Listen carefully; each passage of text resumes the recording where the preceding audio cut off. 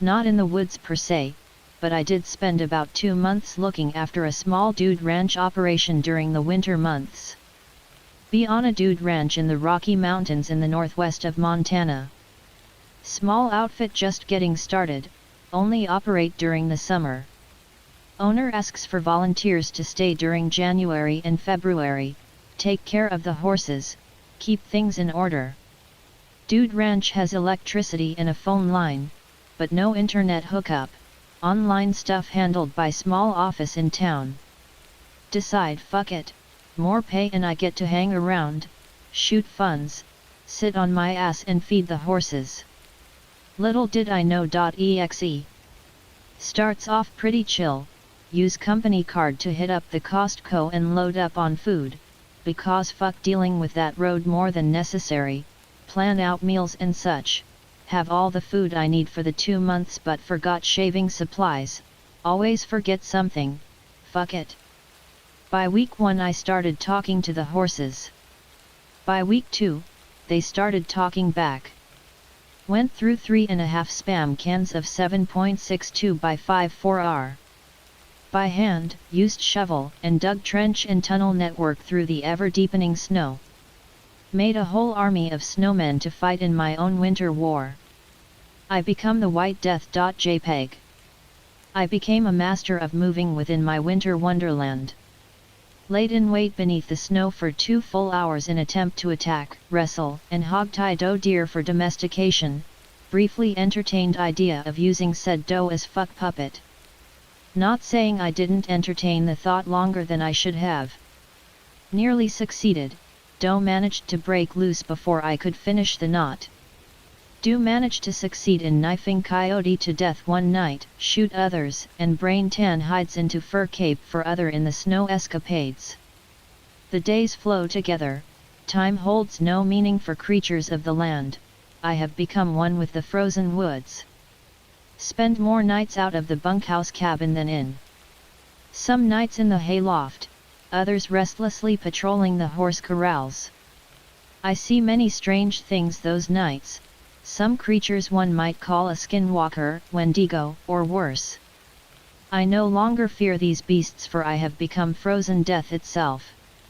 From the snow-capped peaks of each building to the tunnel system beneath the snow around the property I have absolute dominion. No beast from mountain lions to coyotes to mice escape my notice. I need merely gesture and the horse herd moves as I command. The merest hostile act against the ranch is met by thundering death from my Mosin. I routinely catch small animals by hand and either play with them for a short while before setting them loose or silently dispatching them with my hands before they go into the stewpot. I have plenty of food, but who doesn't like fresh supplies? But alas, all good things must come to an end. One morning I hear a faint sound, one I haven't heard in a long time, like the fragment of a lyric to a forgotten song. Sound about like that hibernating bear I found. As it gets louder I realize that it's an engine.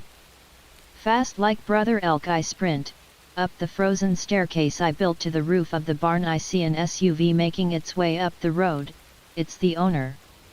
I gaze down upon my crystal world, the shot, bayoneted, knifed, clubbed and sodomized remains of the snowman wars, the horse herd looking to me their leader for guidance, all along the treeline, creatures both large and small cowering beneath my flinty gaze, twin chips of ice peering out from beneath my coyote skin cloak. I am so fucked when he sees all this. Clutching my 91/30ths and sliding to the ground I meet the owner outside the main guest cabin. I'm close enough I could bayonet him and must resist the urge to do so out of habit with the snowman before I attempt to speak and let him know I'm right behind him. A strangled grunt escapes my lips, startling him as he jumps around to the noise. My voice cracks in an attempt to say hello from long underuse. Thought I was going to get fired, and nearly did, but after he asked about everything that went on and seeing that the ranch was in perfect order he decided that as long as I showered I could keep the look, and we incorporated a whole mountain man workshop for the guests, teach them a little bushcraft, simple survival stuff, and I got a raise out of it. My face when even the skinwalkers have learned to fear me. I would guess this was about 3 to 4 weeks into it.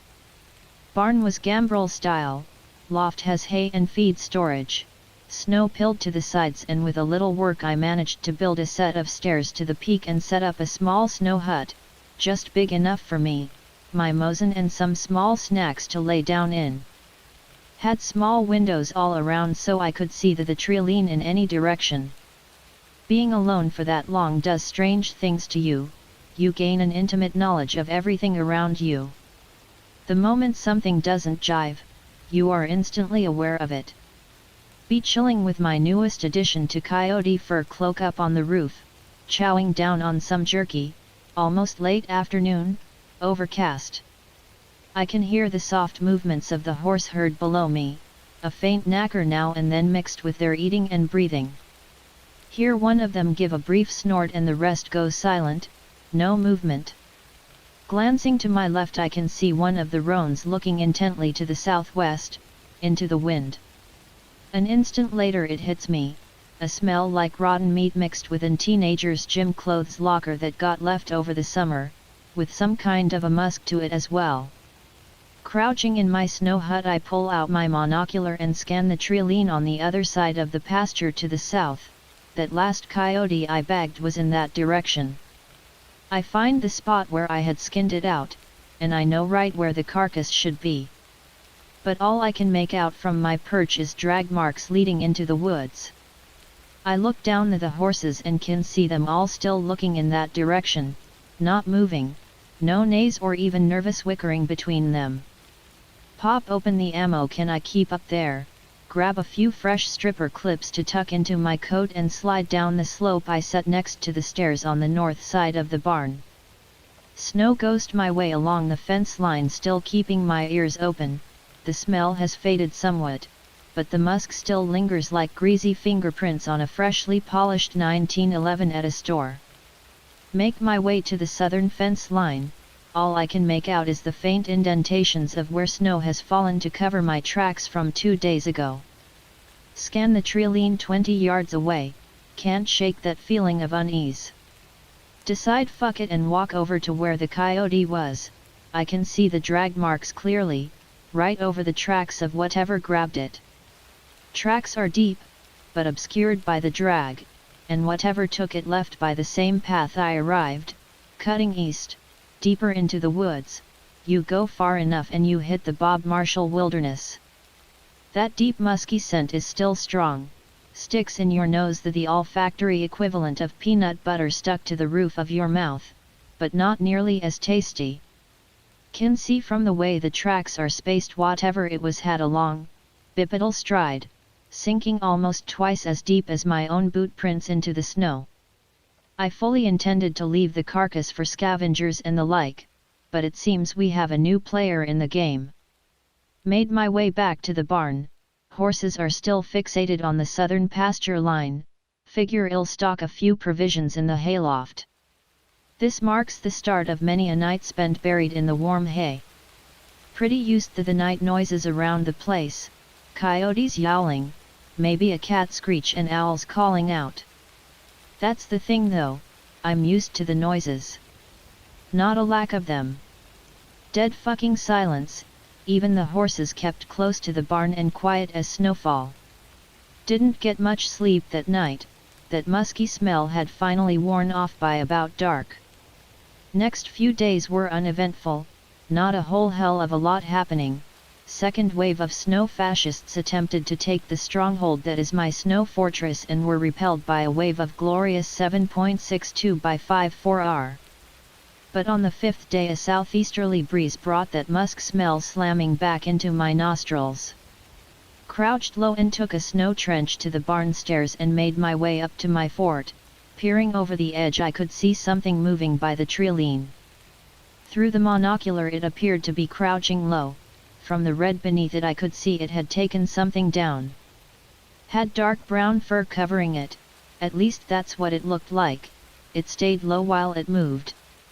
The head appeared elongated, ending in a blunt muzzle, almost like a bear. But almost like if you took a Rottweiler's head, took off the ears, scaled it up and covered it in coarse brown hair.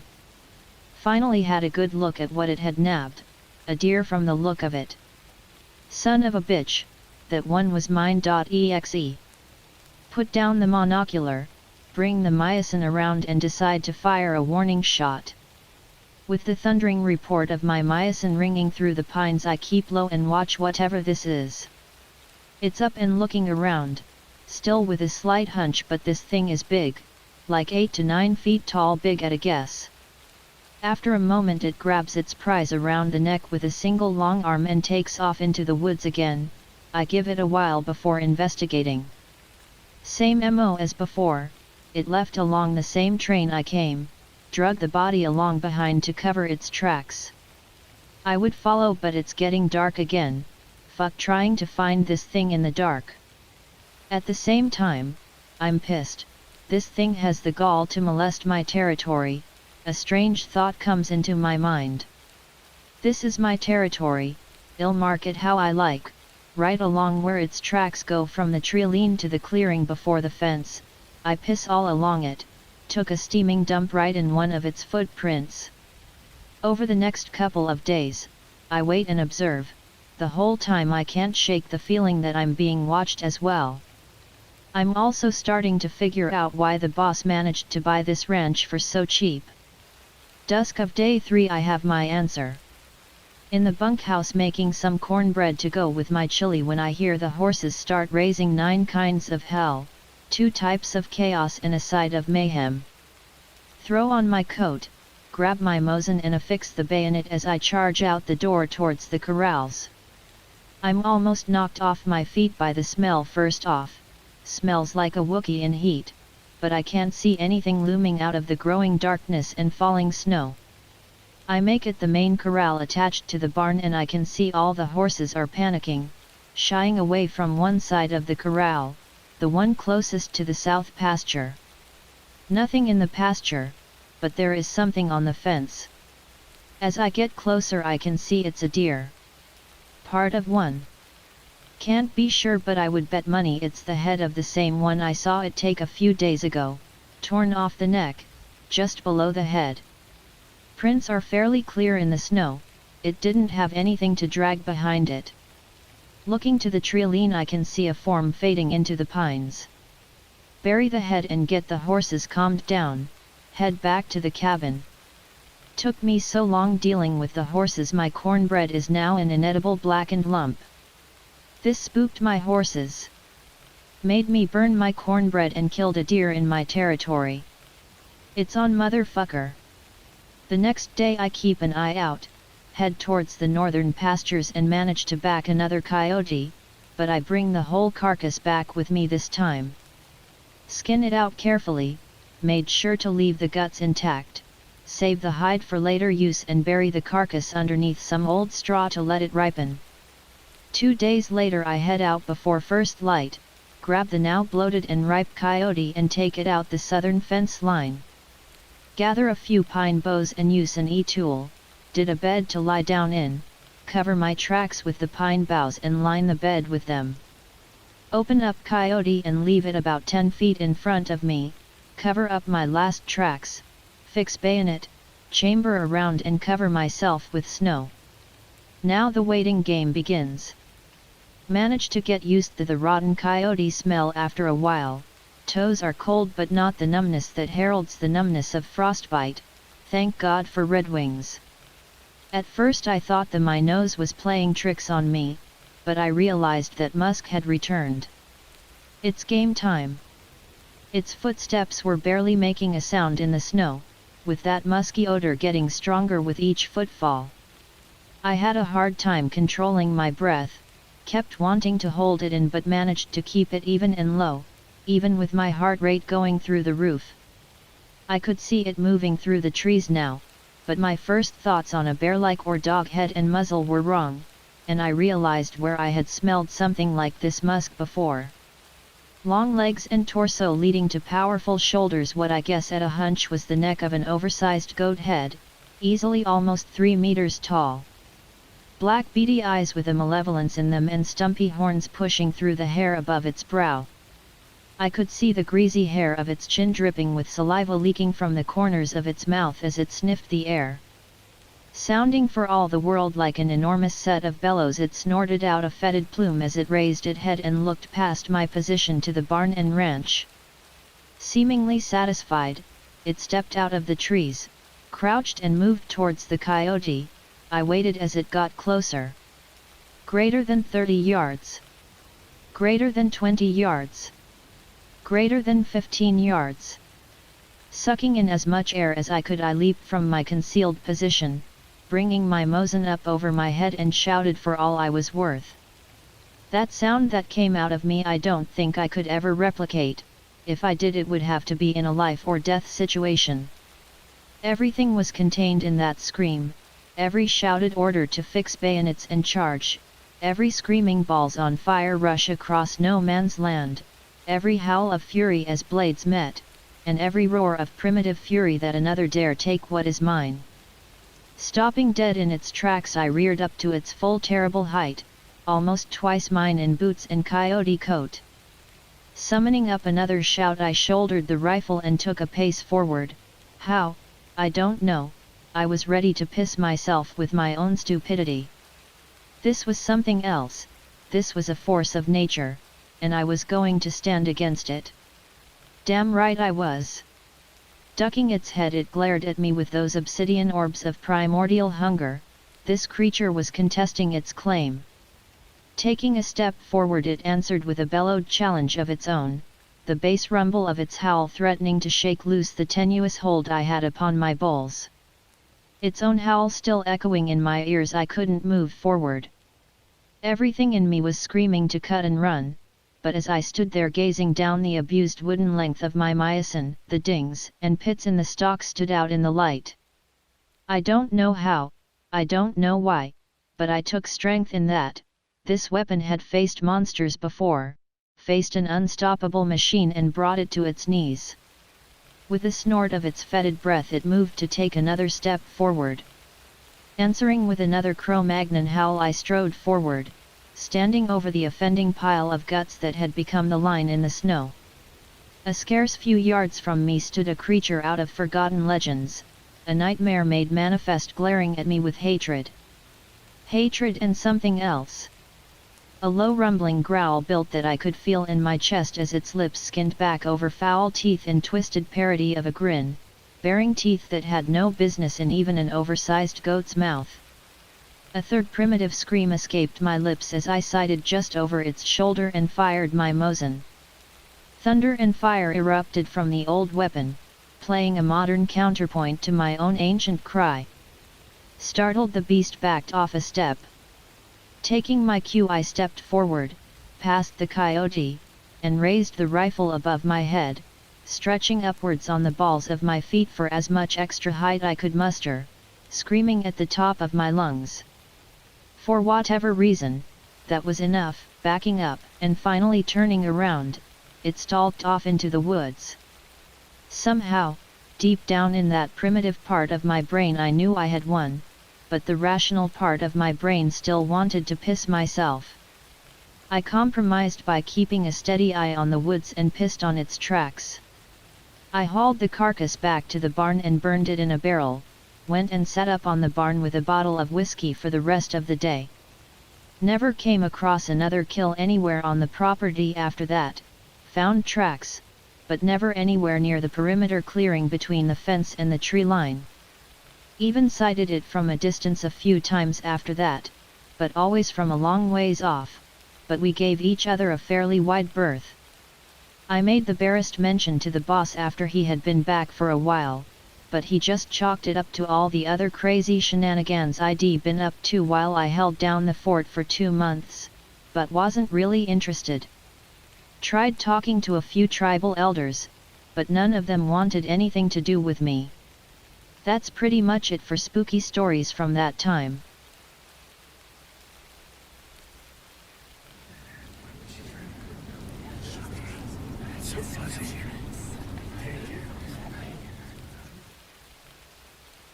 Be me. U.S. Marine, stationed in Okinawa, Japan. For those of you who don't know, Okinawa is an island south of Japan literally covered in US military bases. Be stationed on the smallest Marine Corps base on island, sleepy little base called Camp Courtney. In a jungle.pdf. Get put on a temporary base security detail, get a job as corporal of the guard, basically just sit in a little guard shack with an office and a TV watching a radio, and if anything goes wrong you go take care of it. Quiet Thursday night on duty. Pissing rain, sucking wind, thunder, lightning, etc. Get a call from a sentry on post about a young girl dressed as a walking into the jungle by the gate. WTF.exe. Immediately assumed it's something weird. Get my barretta, pepper spray, flashlight, radio, etc. It's raining even harder. Walk to area where this girl was spotted. I should explain that Okinawa was where the final, and one of the bloodiest, battles of World War II took place, and hundreds if not thousands of civilians were killed, so I already assumed it was a ghost or some shit. Get to gate. Fucking soaked. Talk to the sentry about what he saw. It was a short local girl in white, she looked like a nurse, she went down that trail along the gate. Already knew that the trail led to these tombs. For those of you who aren't familiar, in Japan there are these big tombs everywhere, and it's extremely disrespectful to trespass, people say you'll be cursed and haunted if you do. There are some tombs on base that are off limits to all except family, there are signs that say off limits by order of the commanding general and everything. Well, that's not good. Walk up to path, shine flashlight into brush. Nothing. Cry out, ask if anyone's there, no one. Tired, wet, and a little spooked. So I just say fuck it and go back because it's probably a fucking ghost anyway, lol. Tell the guy it was probably a cat or something, there are wild cats all over Okinawa. Yeah, fucking right. LOL. 2 hours later. Sentry relieved, different guy at the gate. Sentry radios, tells me he saw someone walking into the brush. God damn it. It's like 2 AM, windier than before, still fucking pouring. The guy had no idea about what happened earlier. Go check it out again. Asked the sentry if it looked like a nurse. Yeah. Okay, at this point I'm a little more curious, so I tell myself I'll actually go in this time. Get up there, cry out, still no one. Step over some bushes and go into the jungle. Immediate regret, but decide to keep going. It's so fucking dark, flashlight just makes it creepier. Remember that there are a lot of snakes this time of year, lol, also big ass banana spiders. Bretty scared. Tell myself I will keep going until I see the sign. They're big red and yellow signs, you can't miss them. It's a lot darker in the woods but also seemed a lot quieter, I think the rain must have died down a little. Trail is going back a lot further than I remember. Sign should have been back there, I can't even see out of the jungle at this point. I'm so far back I can barely tell if I'm on the trail or not. I'm fucking lost. Really starting to freak out. Tactical pause, take a deep breath, tell myself to stay calm, I could be getting shot at, things could be worse after. Hear a soft moaning cry. Sends chills down my spine, stricken with fear. Ask if anyone is there, it gets louder. Keeps getting louder, seems like it's getting closer. Feel presence walk immediately behind me. Say fuck this, walk away from crying and whatever was behind me, which is further into the jungle. Even before you are retarded. Feels like I'm walking on a hard surface instead of mud and standing water. Turn on flashlight. It's cobblestone. You're fucking with me. Look around a little more. I'm within 20 feet of a giant tomb. Please whoever is buried here forgive me, I'm lost. Crying is still same distance from me as it was before, like it's following me. Stand there because I don't know what to do. Frozen with fear, crying is getting closer. All of a sudden. Blue cog, this is Echo 3 Alpha radio, check over. Jump 30 feet in air and scream a little, as well as shit self. Radio went off loud as fuck. Roger Lima Charlie, out. Put radio away. As I'm putting it down I notice the crying stopped. Look back up. Nurse girl is standing there at the foot of the tomb looking at me. Sends a million chills down my spine, more scared than ever. She's a short Japanese girl, must be early mid-teens. Pale as snow. Instantly turn around and run out of there. Keep running until I finally get out of the jungle. Completely different area than where I came in. Make it back to the shack, soaking wet, super shaken up. Next day I tell everyone. Guy who has been on island forever says he's seen this nurse before, same with some of his buddies. Ever since my lights in my room will turn off by themselves, hear random knocks on window, no one there, things will get knocked over etc. Still live here, still haunted AF. One day my lights turned off, my roommate and I both saw a black figure, first reaction was to take a picture. Pic related. Feel nauseous and get goosebumps every time I look at it. No, it's not fake.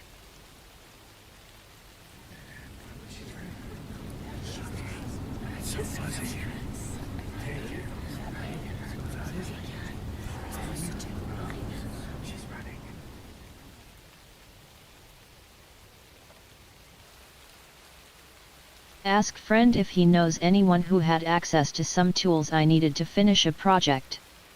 Says sure, he knows a guy from work that would be happy to help, apparently he was interested in the same kind of art. But warns me he's a bit off. Drive friend to work one day, he introduces me. Guy seems really distant and withdrawn, shakes my hand and we chat a bit. He seems real interested in the woodwork I was doing, and we talked about sculptures and such for a little while, things we'd learned, tools we used, etc. Guy warms up a bit, and I ask him if it would be alright if I checked out some of his stuff.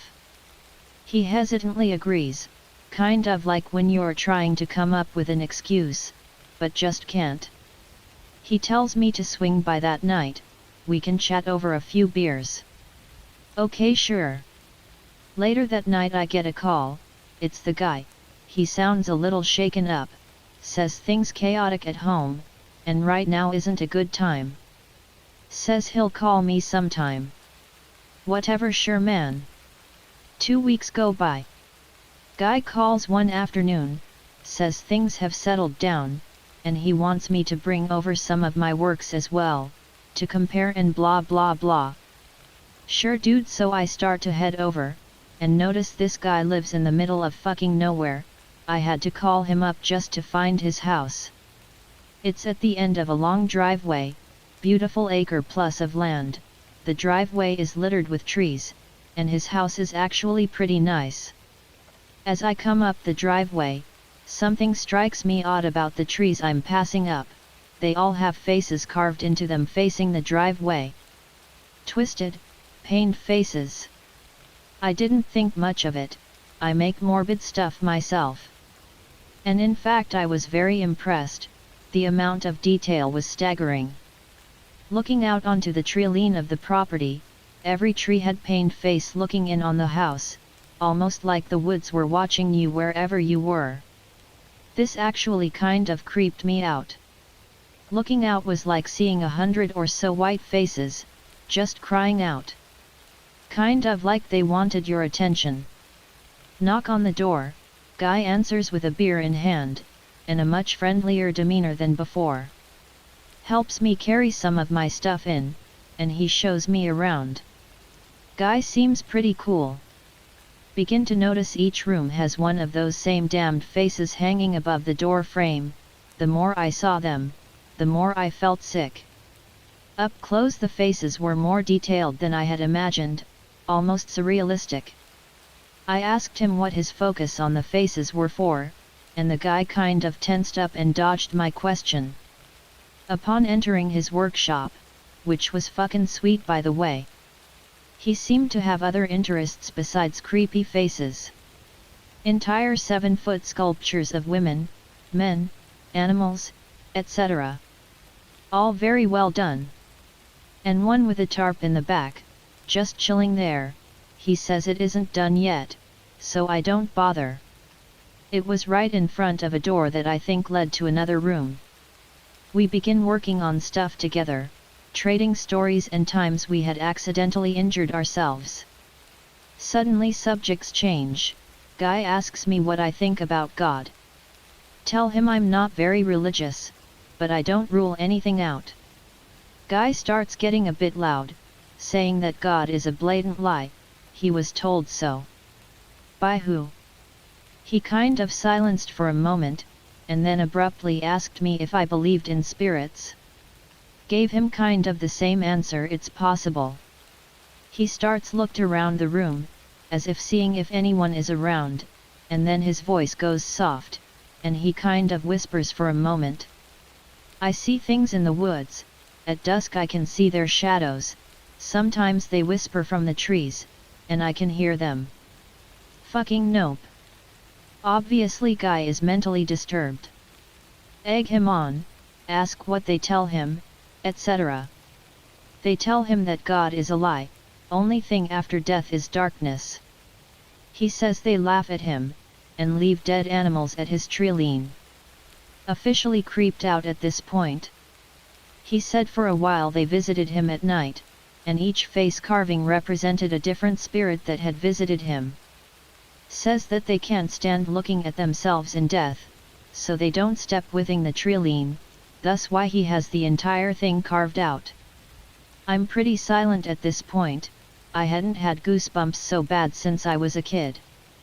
And chills just running up my spine. He told me they talk to him from the tree at night, and try to get him to leave his home. I eagerly try to change the subject. Guy looks down and just keeps talking, he's pale as a sheet, and was obviously genuinely terrified. He even kind of looks like he's welling up. Tells me I'm the only person he's told, knowing I'm a stranger he apologizes, says he's scared and doesn't know what to do anymore. I try my best to awkwardly console this stranger, and the guy actually kind of starts to break down. I think he needs help. But it's not my place to give it to him. Regrettingly ask him why he's afraid. Says the faces don't work anymore, and 2 weeks ago he had something terrible in his living room. Hey? He walks over to the tarp sculpture and pulls the tarp off. To reveal the most mangled, terrible thing I have ever seen. It hardly resembled a human being, it was terrifying to have imagined this guy seeing it standing in his living room. Shortly after a loud bang on the wall to my right. I nearly jumped out of my skin, this guy didn't even flinch. Then again bang, then it just continued on and on, continuously, like hail hitting a tin roof. Guy screams stop it. And it ceases. After that I grabbed my shit, tell the guy I'm sorry, and got out of there as quickly as possible. As I'm leaving his home and driveway, I look into the review mirror, the tree is darker than I've ever seen. Guy calls a week later and apologizes, says he was silly and everything is okay now. Friend says Guy quit, never hear from him again.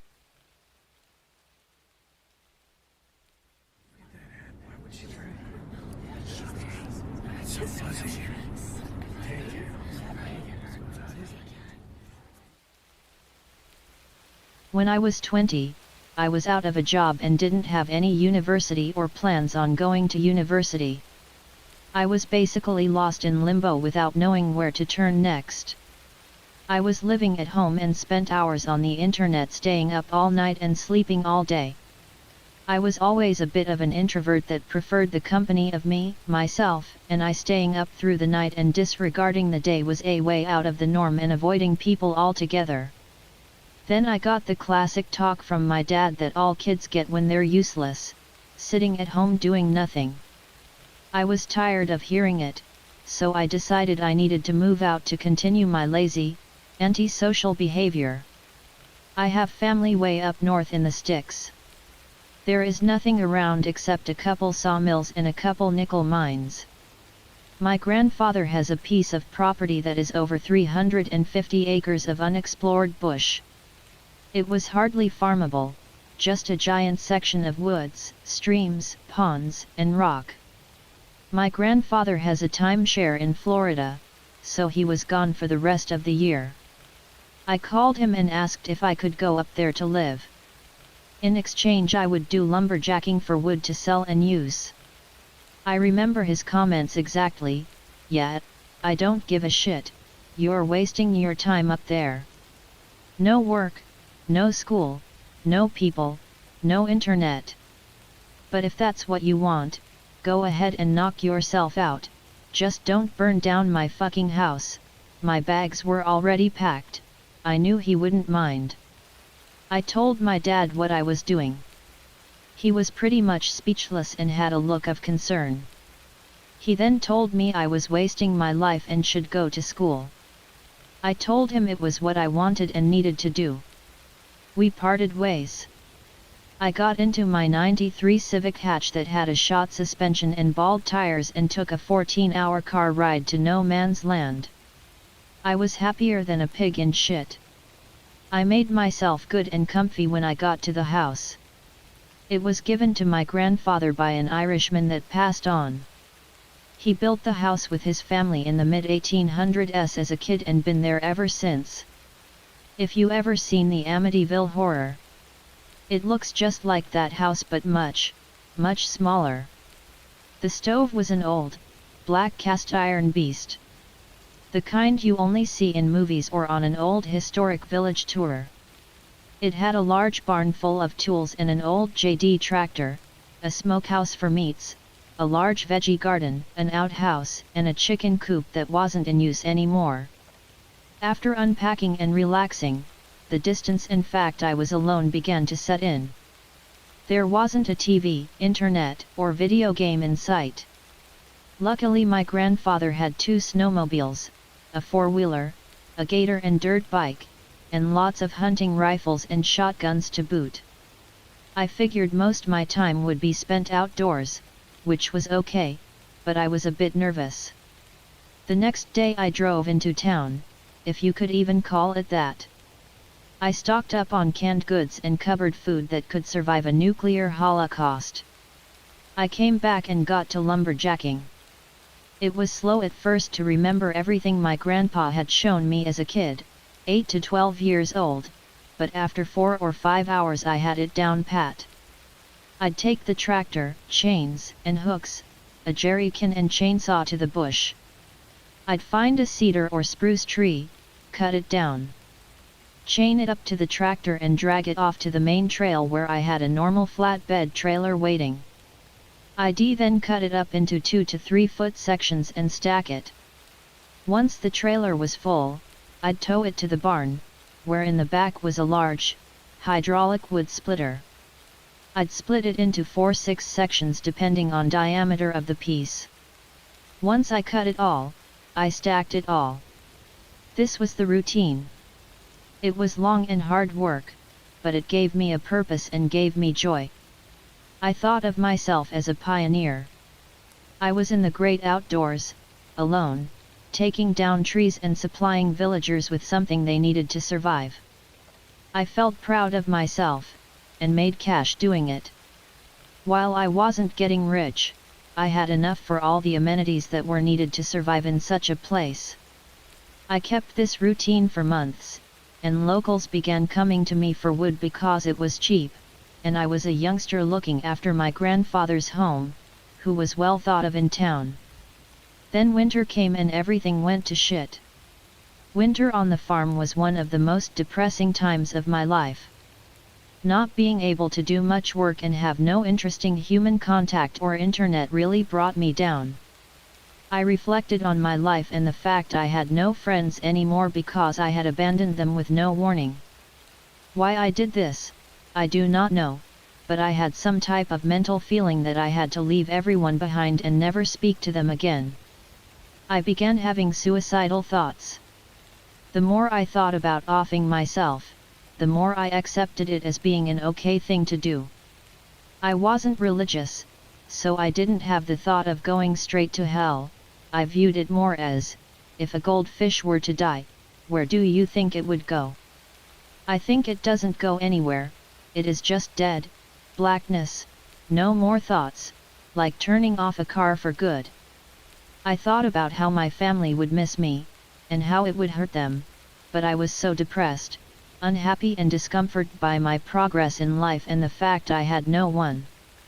After a few weeks of 30°C weather and brutal snow, I decided to get on a snowmobile, load up my snowshoes, take my rifle and go deep into the bush to end my mental suffering. I had given up on everything.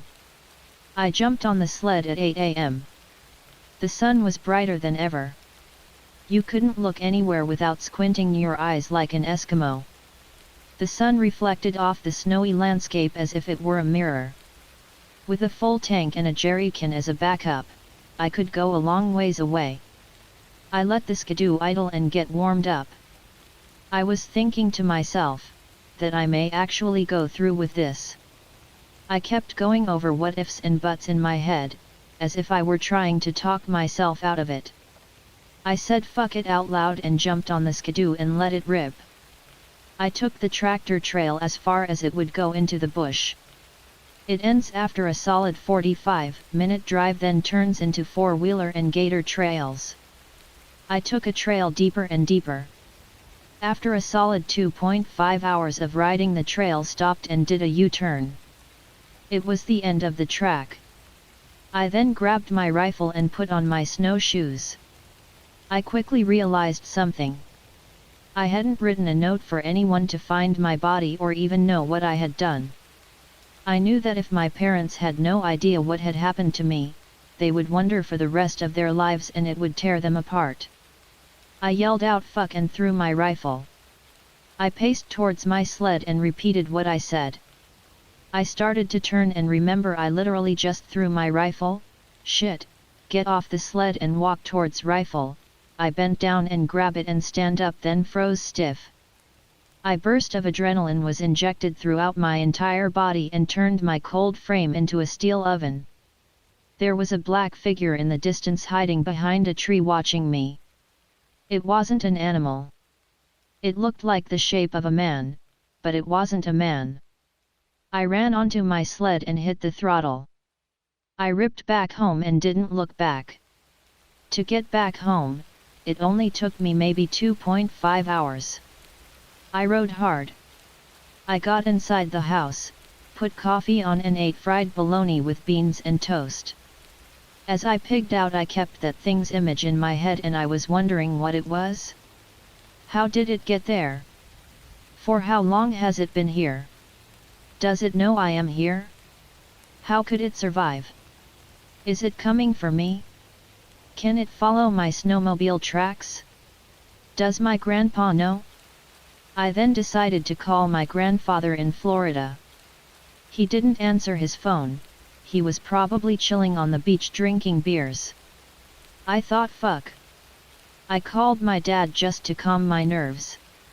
He could sense something was off about me and asked me what was up. I told him I was out hunting and I seen something. I described what I seen and he went silent over the phone. He took a breath and he said, "Son, when I was a kid living on the farm, me and a girl went back to the lake for a swim. We got there on our bicycles in August. I had my rifle with me because of all the bears that pass through the land. After me and the girl were swimming around and laughing and doing our thing, she screamed and pointed across.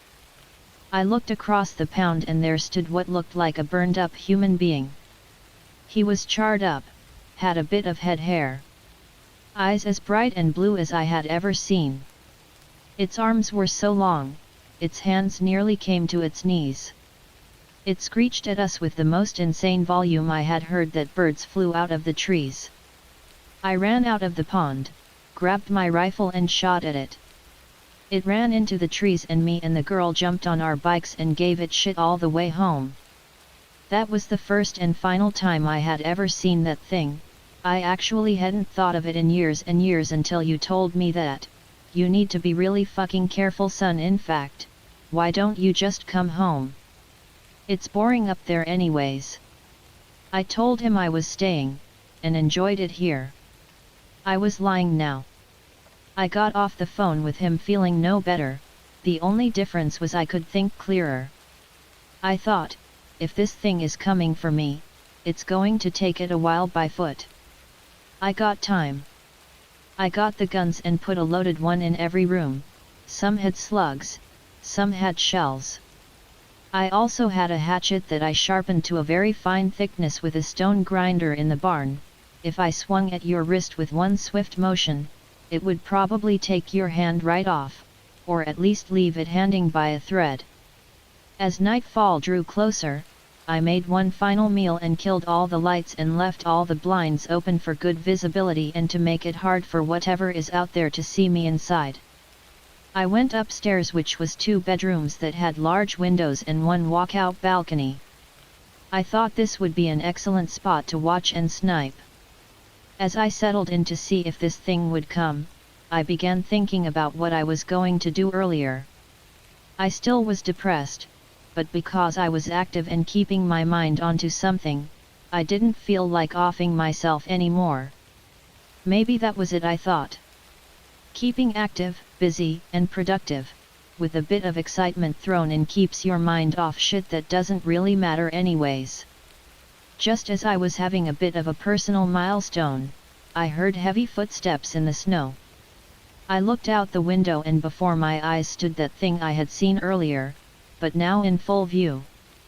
I got a strong feeling of nervousness and my abdomen tightened and barked at me as if I were about to shit myself at any moment from sheer fear.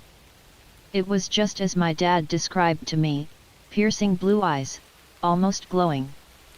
The moonlight reflected off of them like the cover of the dark side of the moon. It had the color and appearance of the grit in the bottom of your barbecue if you don't clean it much. I ran out on the porch to get a shot off. It darted off around the house before I could even lift my weapon. Fuck, ran inside again. Ran to another window.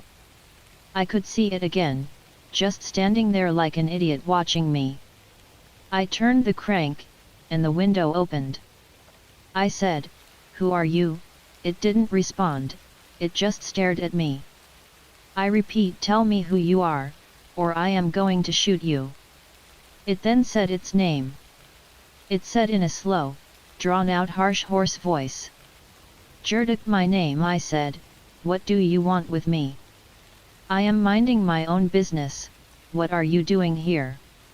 "Please leave me." It then walked closer to the house and looked up at me. My nose was filled with the most pungent odor ever. It then said, "If you won't, I will," in that same exact voice that can almost not be described unless it was mimicked with some type of computer sound program. I said, "Do what?" It said, "Kill yourself." "You failed." My heart froze. I decided not to do it. It then stretched its arms out to the wall of the house and began scaling it like it was fucking Spider-Man. I yelled and panicked from sheer shock and fumbled my rifle.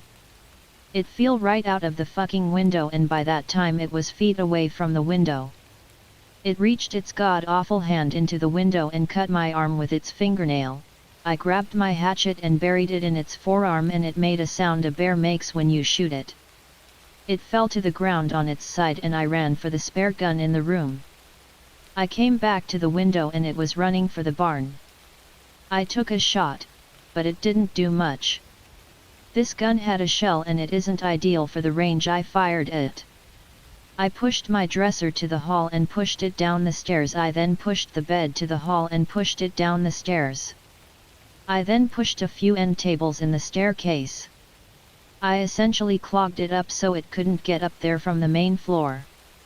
I know it can climb now, but I'd prefer to only have to cover 2 sides than multiple sides. I locked the door and just kept my eyes and ears open. I didn't see it again. Daybreak came quick. I could see its blood droplets in the snow. I climbed over and pulled shit out of the stairs and investigated. It was nowhere to be found. I grabbed my rifle and followed the droplets. It went down the tractor trail. I walked for 10 minutes following this trail. I could see it go off even further and its foot tracks as well. I decided it wasn't worth it to go ahead and hunt it. It probably went as deep if not deeper the first time I had seen it. I decided it was time to leave this place for good. I went inside, grabbed my clothes, got into my car and started driving off. I never told my dad or my grandpa. I still have nightmares of these things and wonder how it knew what I was thinking or going to do. I've been trying to research other sightings and descriptions of it but can find nothing, unfortunately. I don't want to say it is a demon because I really don't know or believe in that religious crap. I don't know what it is, no idea. All I know is for the last 8 years since it has happened, I have had a slew of health problems and bad luck. I have night terrors of Jurdic almost 95% of my sleeps. I have to take medications just to fall asleep. I think it may have been the nail that cut me when it reached into the window. I often wonder if it is still up there.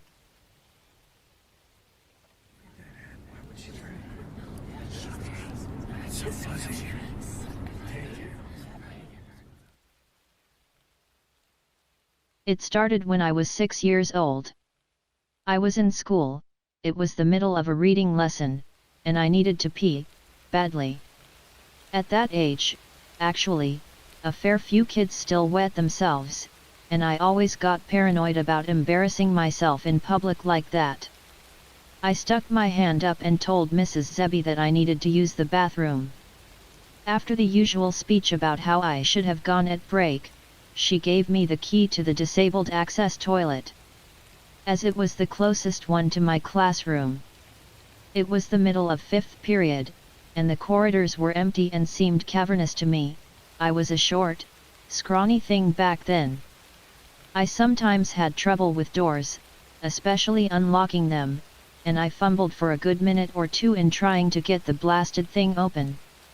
Anyway, as I sat on my porcelain throne, there came a knocking at the door. "Someone's in here," I called, disgruntled at this disturbance. There came a pause, then the knocking resumed.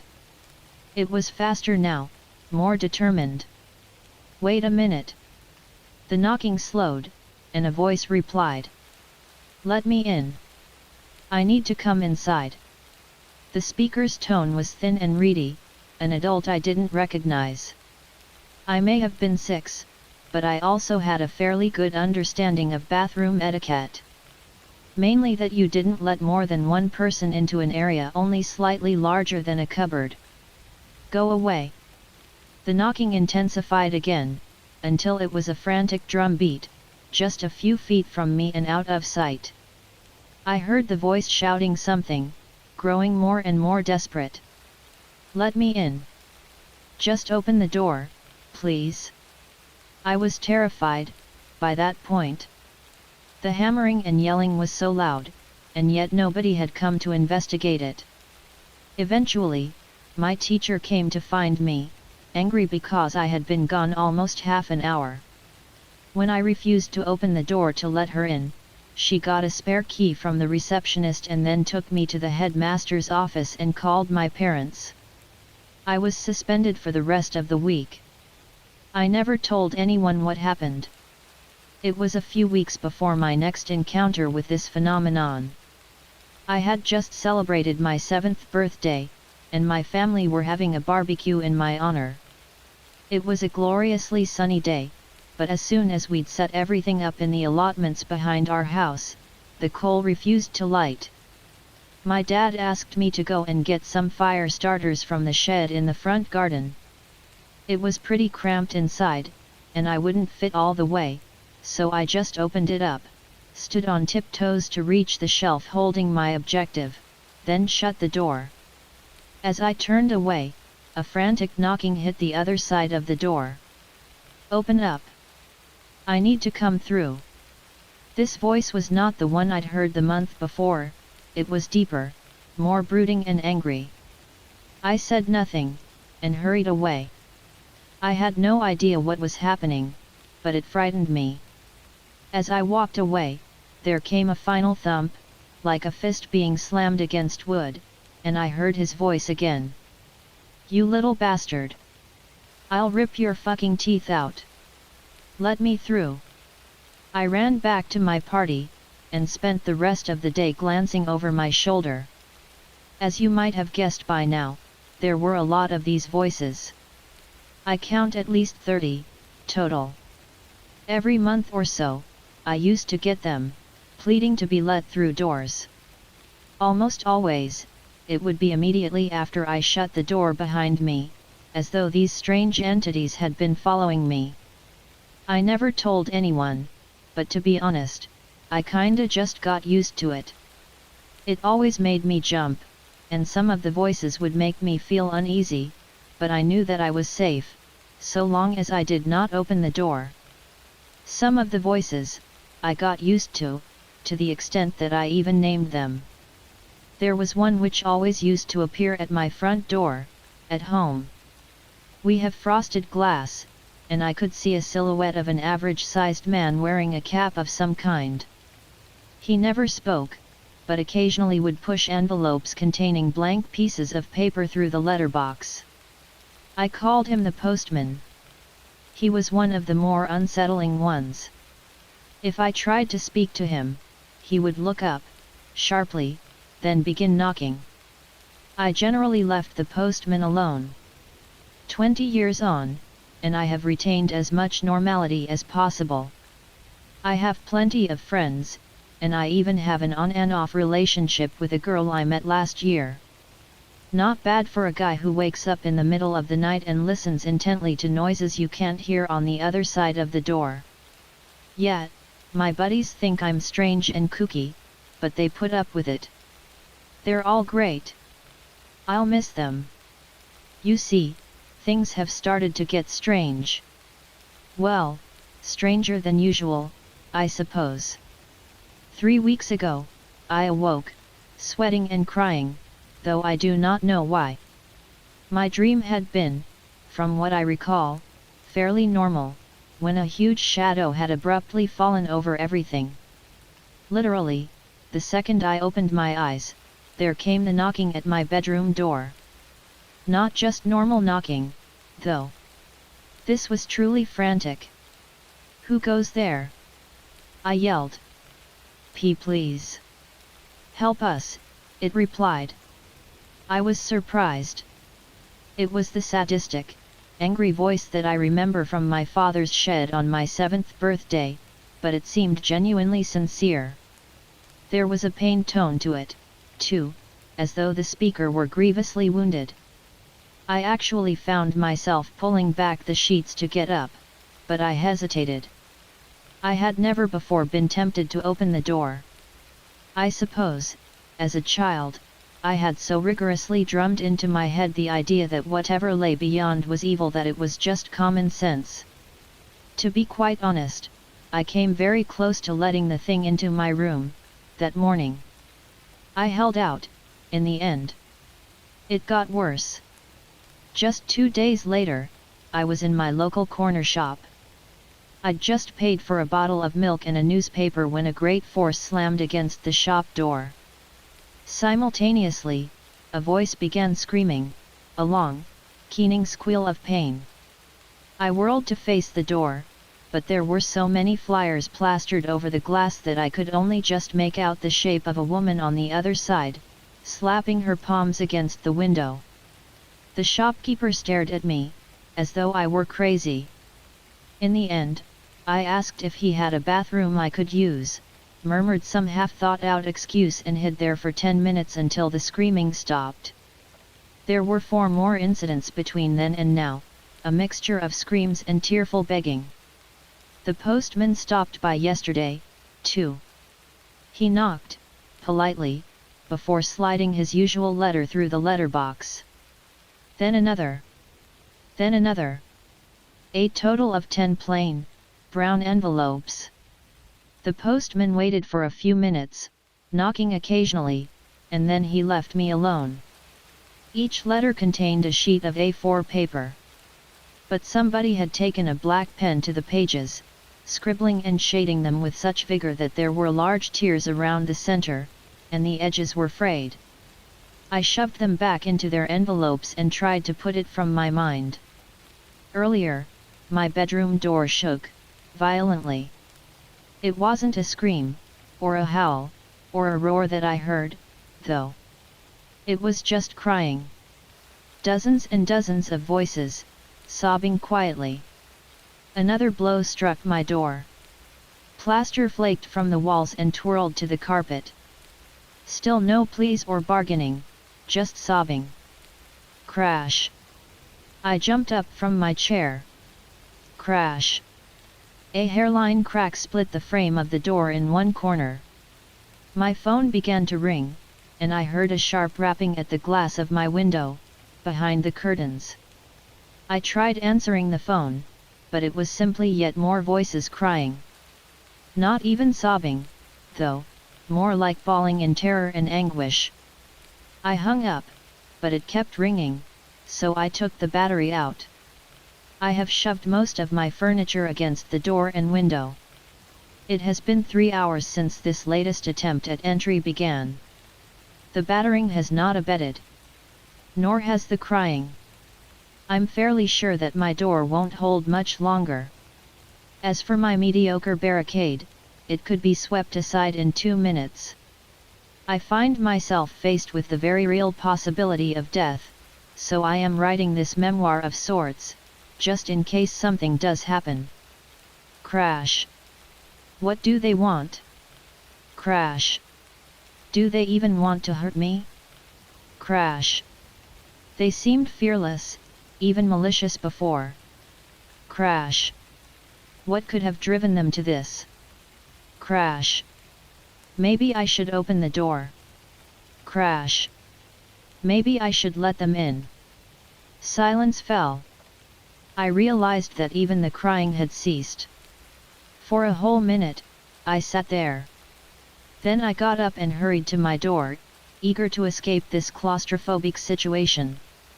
Perhaps I'd go outside, where I could be far away from any doors, and from the damned knocking. I pulled away my barricade and turned the handle. Locked. Kneeling, I peered through the keyhole. Beyond my bedroom door was not the corridor that I remembered, but another room, some kind of library or classroom, I think. It seemed unoccupied, but for one kid, sitting and reading with his back to me. I banged on the door. Hey, kid. Let me out, okay? He glanced over his shoulder. Yeah, over here. Could you open the door, please? I can't. I'm in detention. I'm not supposed to talk to anyone. Go away. He turned from me. Confused and exasperated, I began to stand up. A loud bang shattered the silence once more. I realized it sounded like a fist being pounded against glass. My window. I heard it again. But this was not the frantic knocking of somebody wanting to get inside. This was not even an attempt to break in. Whatever was beyond the curtain and glass knew I was inside. It knew I was frightened. In the most predatory and sadistic way possible, it wanted me to be afraid. I turned back to the door and began hammering on it, frantically. Hey! Let me in, okay? I really need you to open the door.